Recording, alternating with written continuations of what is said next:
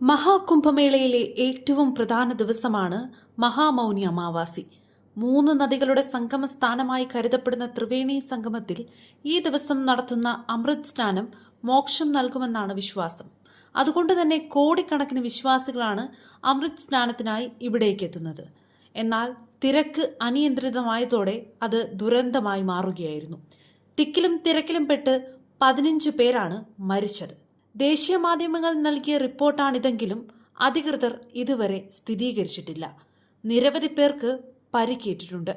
മഹാകുംഭമേള ആരംഭിച്ചതു മുതൽ ചൊവ്വാഴ്ച വരെ 20 കോടിയിലേറെ പേരാണ് സ്നാനത്തിന് ഇവിടെ എത്തിയതെന്നാണ് കണക്ക്. അപകടം സംഭവിക്കുന്നത് പുലർച്ചെ 2:30-നാണ്. ഭക്തരുടെ വൻ തിരക്ക് തിക്കിലും തിരക്കിലും ബാരിക്കേഡ് മറികടന്നതോടെ പുലർച്ചെ 2:30-ഓടെയായിരുന്നു ഈ അപകടമൊക്കെ. തിരക്കിൽപ്പെട്ട ആളുകൾ നിലത്ത് വീണു. അവരെ എഴുന്നേൽപ്പിക്കാൻ പോലും സാധിക്കാത്ത വിധം കൂടുതൽ ആളുകൾ അതിനു മുകളിലേക്ക് വീണു. ബഹളത്തിനിടെ ജനം ചിതറിയോടിയത് അപകടത്തിന്റെ തീവ്രത വർദ്ധിപ്പിച്ചുവെന്നാണ് ദൃക്സാക്ഷികൾ പറയുന്നത്. ഇതിനിടെ സ്നാനം പൂർത്തിയായി മടങ്ങുന്നവർക്ക് പുറത്തു കടക്കാനുള്ള പാതയിൽ തിരക്ക് അനിയന്ത്രിതമായതും സ്ഥിതി വഷളാക്കുകയായിരുന്നു.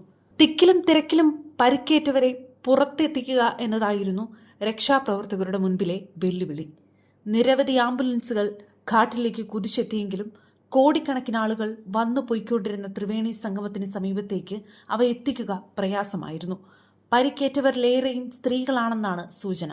തിങ്ങി നിറഞ്ഞ ഭക്തരുടെ ഇടയിലൂടെ പരിക്കേറ്റവരെ പുറത്തെത്തിക്കാൻ തന്നെ രക്ഷാപ്രവർത്തകർ നന്നായി ബുദ്ധിമുട്ടി. പരിക്കേറ്റവരെ കുംഭമേള മൈതാനത്ത് സജ്ജീകരിച്ച സെൻട്രൽ ആശുപത്രിയിലേക്കാണ് ആദ്യം കൊണ്ടുപോയത്.